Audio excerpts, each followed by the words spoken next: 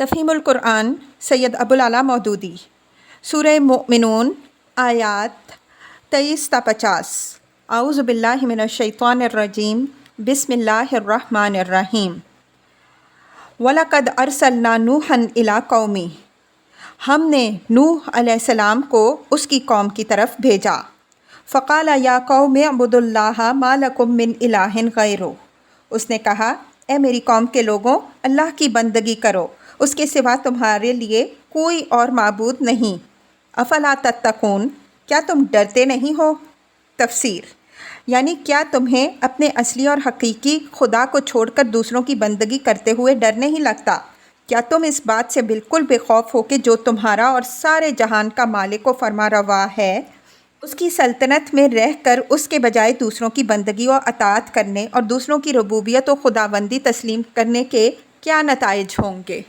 فقال الملأ الذین کفروا من قومہ، اس کی قوم کے جن سرداروں نے ماننے سے انکار کیا وہ کہنے لگے ما ھذا الا بشر مثلکم، یہ شخص کچھ نہیں ہے مگر ایک بشر تم ہی جیسا۔ تفسیر، یہ خیال تمام گمراہ لوگوں کی مشترک گمراہیوں میں سے ایک ہے کہ بشر نبی نہیں ہو سکتا اور نبی بشر نہیں ہو سکتا۔ اسی لیے قرآن نے بار بار اس جاہلانہ تصور کا ذکر کر کے اس کی تردید کی ہے اور اس پوری بات کو پورے زور کے ساتھ بیان کیا ہے کہ تمام انبیاء علیہم السلام انسان تھے اور انسانوں کے لیے انسان ہی نبی ہونا چاہیے۔ یرید ان یتفضل علیکم، اس کی غرض یہ ہے کہ تم پر برتری حاصل کرے۔ تفسیر، یہ بھی مخالفین حق کا قدیم ترین حربہ ہے کہ جو شخص بھی اصلاح کے لیے کوشش کرنے اٹھے اس پر فوراً یہ الزام چسپاں کر دیتے ہیں کہ کچھ نہیں، بس اقتدار کا بھوکا ہے۔ یہی الزام فرعون نے حضرت موسیٰ علیہ السلام اور ہارون علیہ السلام پر لگایا تھا کہ تم اس لیے اٹھے ہو کہ تمہیں ملک میں بڑائی حاصل ہو جائے۔ وَتَكُونَ لَكُمُ الْكِبْرِيَاءُ فِي الْأَرْضِ، یونس 78۔ یہی حضرت عیسیٰ علیہ السلام پر لگایا گیا جب یہ شخص یہودیوں کا بادشاہ بننا چاہتا ہے، اور اسی طرح کا شبہ نبی صلی اللہ علیہ وسلم کے متعلق سرداران قریش کو تھا۔ چنانچہ کئی مرتبہ انہوں نے آپ صلی اللہ علیہ وسلم سے یہ سودا کرنے کی کوشش کی کہ اگر اقتدار کے طالب ہو تو اپوزیشن چھوڑ کر حزب اقتدار میں شامل ہو جاؤ، تمہیں ہم بادشاہ بنائے لیتے ہیں۔ اصل بات یہ ہے کہ جو لوگ ساری عمر دنیا اور اس کے مادی فائدوں اور اس کی شان و شوکت ہی کے لیے اپنی جان کھپاتے رہتے ہیں، ان کے لیے یہ تصور کرنا بہت مشکل بلکہ ناممکن ہوتا ہے کہ اسی دنیا میں کوئی انسان نیک نیتی اور بے غرضی کے ساتھ فلاح انسانیت کی خاطر بھی اپنی جان کھپا سکتا ہے۔ وہ خود چونکہ اپنا اثر و اقتدار جمانے کے لیے دل فریب نعرے اور اصلاح کے جھوٹے دعوے شب و روز استعمال کرتے رہتے ہیں، اس لیے یہ مکاری و فریب کاری ان کی نگاہ میں بالکل ایک فطری چیز ہوتی ہے، اور وہ سمجھتے ہیں کہ اصلاح کا نام مکر و فریب کے سوا کسی صداقت اور خلوص کے ساتھ کبھی لیا ہی نہیں جا سکتا۔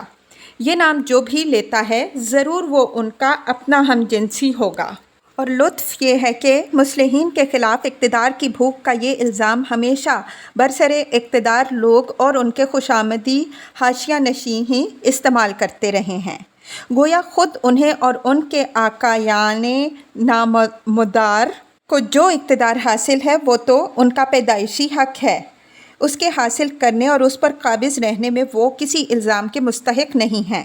البتہ نہایت قابل ملامت وہ جس کے لیے یہ غذا پیدائشی حق نہ تھی، اور اب یہ لوگ اس کے اندر اس چیز کی بھوک محسوس کر رہے ہیں۔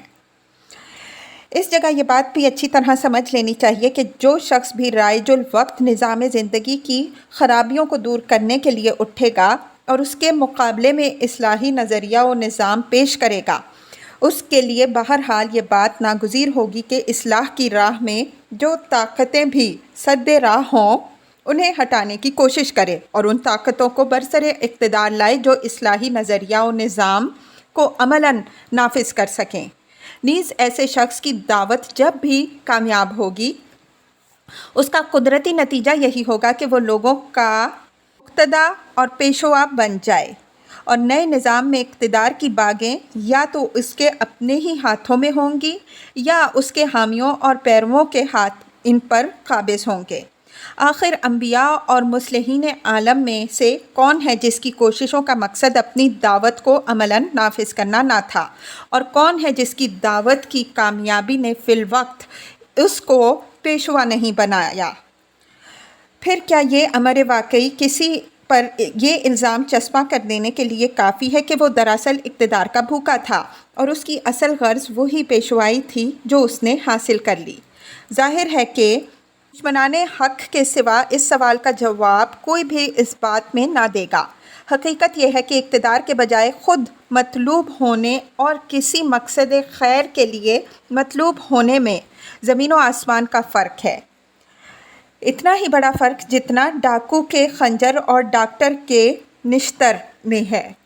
اگر کوئی شخص صرف اس بنا پر ڈاکو اور ڈاکٹر کو ایک کر دے کہ دونوں بالارادہ جسم چیرتے ہیں اور نتیجے میں مال دونوں کے ہاتھ آتا ہے، تو یہ صرف اس کے اپنے ہی دماغ یا دل کا قصور ہے، ورنہ دونوں کی نیت، دونوں کے طریقہ کار اور دونوں کے مجموعی کردار میں اتنا فرق ہوتا ہے کہ کوئی صاحب عقل آدمی ڈاکو کو ڈاکو اور ڈاکٹر کو ڈاکٹر سمجھنے میں غلطی نہیں کر سکتا۔ وَلَوْ شَاءَ اللَّهُ لَأَنزَلَ مَلَائِکَةً، اللہ کو اگر بھیجنا ہوتا تو فرشتے بھیجتا۔ تفسیر: یہ اس امر کا کھلا ہوا ثبوت ہے کہ قوم نوح علیہ السلام اللہ تعالیٰ کے وجود کی منکر نہ تھی اور نہ اس بات کی منکر تھی کہ رب العالمین وہی ہے اور سارے فرشتے اسی کے تابع فرمان ہیں۔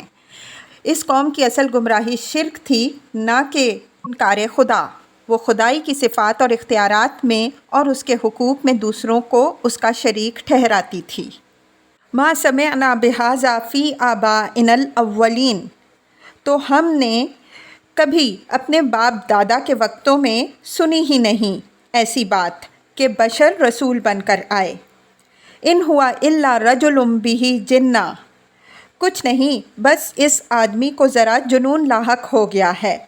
فتربصوا بہ حتی حین، تو کچھ مدت اور دیکھ لو شاید افاقہ ہو جائے۔ قال رب انصرنی بما کذبون، نوح علیہ السلام نے کہا پروردگار ان لوگوں نے جو میری تکذیب کی ہے اس پر اب تو میری نصرت فرما۔ تفسیر: یعنی میری طرف سے اس تکذیب کا بدلہ لے، جیسا کہ دوسری جگہ فرمایا فدعا ربہ انی مغلوب فانتصر، پس نوح علیہ السلام نے اپنے رب کو پکارا کہ میں دبا لیا گیا ہوں، اب تو ان سے بدلہ لے۔ قمر آیت 10۔ اور سورہ نوح علیہ السلام میں فرمایا وَقَالَ نُوحٌ رَبِّ لَا تَذَرْ عَلَى الْأَرْضِ مِنَ الْكَافِرِينَ دَيَّارًا إِنَّكَ إِن تَذَرْهُمْ يُضِلُّوا عِبَادَكَ وَلَا يَلِدُوا إِلَّا فَاجِرًا كَفَّارًا۔